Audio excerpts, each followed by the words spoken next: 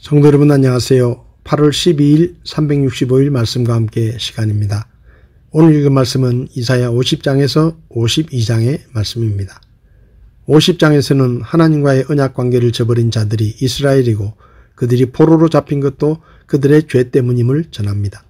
하나님께서는 시온이 아무 이유 없이 배척했으므로 당분간 이혼한다고 밝히시는데 이스라엘의 포로 생활은 죄악으로 말미암아 집을 떠나 사는 아내의 생활과 동일합니다.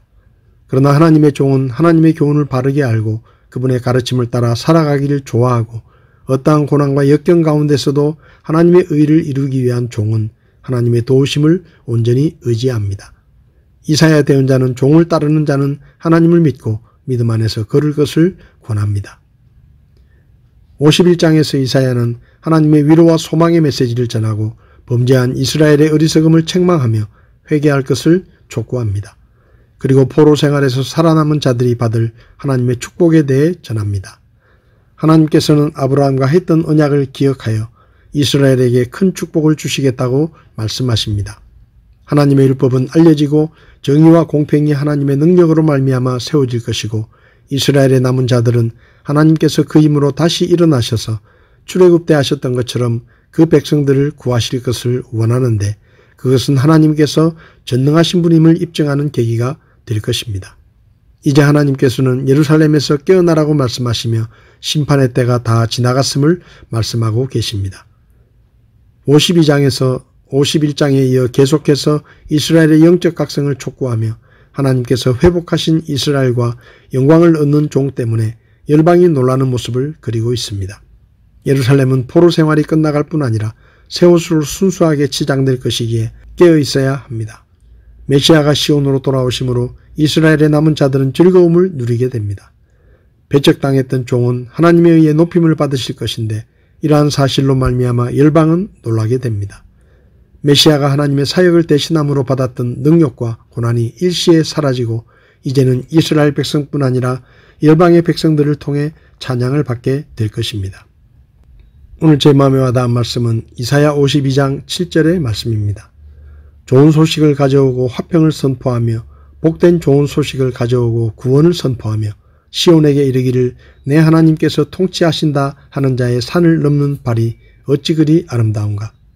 이 말씀은 바빌론으로부터 온 좋은 소식이 산을 넘어 예루살렘에 도착하여 처음으로 성문 망루에서 보초를 서던 레위인들에게 전달되는 모습을 묘사하는 말씀입니다. 유다 백성들은 하나님의 경고에도 불구하고 하나님을 등지고 우상 숭배하는 죄악에서 돌이키지 않아 바빌론의 침략을 받고 멸망하고 많은 백성이 포로로 잡혀갔습니다. 예레미야 25장 11절을 보면 그리하여 이 온 땅은 황폐한 곳이 되고 놀랄 일이 되며 이 민족들은 70년 동안 바빌론 왕을 섬기리라 라고 말씀하여 유다 백성들이 바빌론에서 70년 동안 포로 생활을 할 것이라고 말씀하셨습니다. 이사야는 포로 생활이 끝나고 하나님께서 그들을 예루살렘으로 돌아오게 하실 때 전령이 달려와 포로로 잡혀간 백성들이 돌아온다는 소식을 전하며 하나님의 통치가 회복되어 시온의 평화와 구원이 도래하였다는 기쁜 소식을 전해줄 것이라 외치며 절망에 빠진 유다 백성들을 위로합니다. 죄악으로 무너졌던 하나님과의 관계가 회복되고 버려졌던 예루살렘에 하나님의 통치가 회복된다는 것은 유다 백성들이 간절히 원했던 복된 소식이며 기쁜 소식이었습니다. 그래서 이사야는 그 소식을 전하러 달려오는 전령의 발걸음을 아름답다고 노래합니다.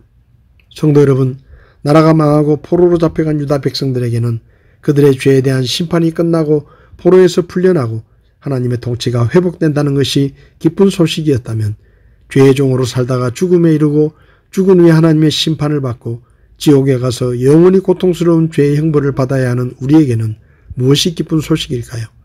그것은 하나님께서 우리를 사랑하시고 하나님의 아들 예수님께서 우리의 죄를 대신하여 우리가 받을 사형의 벌을 대신 받으심으로 우리의 모든 죄값을 치르셔서 우리에게 구원의 길이 열리게 되었다는 소식입니다. 그리고 누구든지 불신앙의 죄를 회개하고 십자가에서 돌아가시고 부활하신 예수님을 하나님의 구원자로 믿기만 하면 모든 죄를 용서받고 멸망에서 구원받으며 하나님의 나라 천국을 상속받는 하나님의 자녀가 될 수 있다는 구원의 소식, 즉 복음입니다. 이 세상에서 가장 아름다운 발은 이 구원의 복음을 전하러 달려가는 전도자들의 발입니다. 성도 여러분, 우리는 절망에 빠진 소망 없는 사람들에게 예수님의 복음을 전파해야 하는 막중한 책임을 맡은 자들입니다. 때를 얻든지 못 얻든지 이 구원의 복음을 들고 세상으로 달려가 선포하고 전파하는 아름다운 발을 가진 십자가의 전달자, 복음의 전달자들이 되시기를 바랍니다. 8월 12일 365일 말씀과 함께 오늘도 함께 해주셔서 감사합니다.